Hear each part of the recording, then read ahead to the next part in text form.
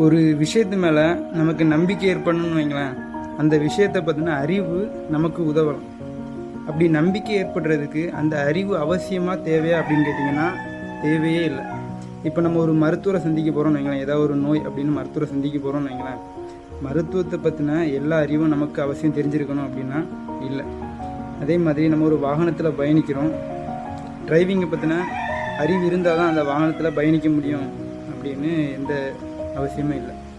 இந்த உண்மையை மட்டும் தெரிஞ்சுக்கணும்னு வைங்களேன், வாழ்க்கையில் நம்ம எதையும் எளிதாக சமாளிச்சுக்கலாம். இறைவன் இருக்கிறானா இல்லையா அப்படிங்கிறது இறைவன் சம்மந்தப்பட்ட விஷயம் கிடையாது, நம்மளுடைய நம்பிக்கை சம்மந்தப்பட்ட விஷயம். இறைவன் இருக்கிறான் அப்படின்னு நம்புறேன்னு வைங்களேன், இறைவன் இருக்கிறான், இல்லைன்னா இல்லை.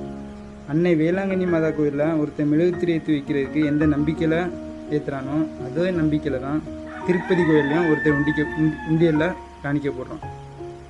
Life is